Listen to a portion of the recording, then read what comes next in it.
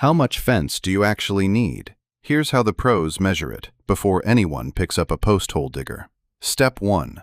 Walk the fence line and measure it in straight runs. Corners, gates, and grade changes each get their own measurement. This yard, 40 feet, 25 feet, 40 feet. 105 linear feet.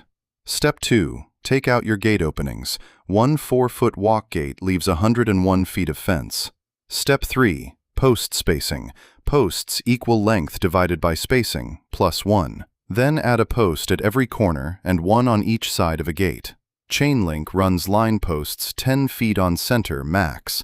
Our full privacy PVC sections are fixed. Line posts every 95 3/4 inches. Same yard, 14 posts in chain link, 16 in PVC.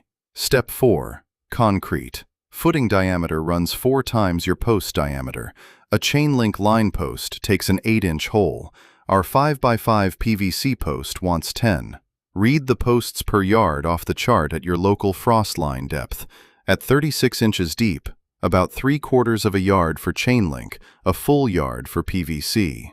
Step 5. The parts nobody counts. Chain link fabric comes 50 feet to a roll.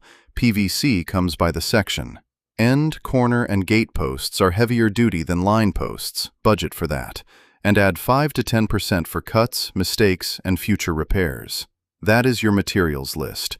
Bring your measurements to Paradise Fence Supply and we'll build the list with you.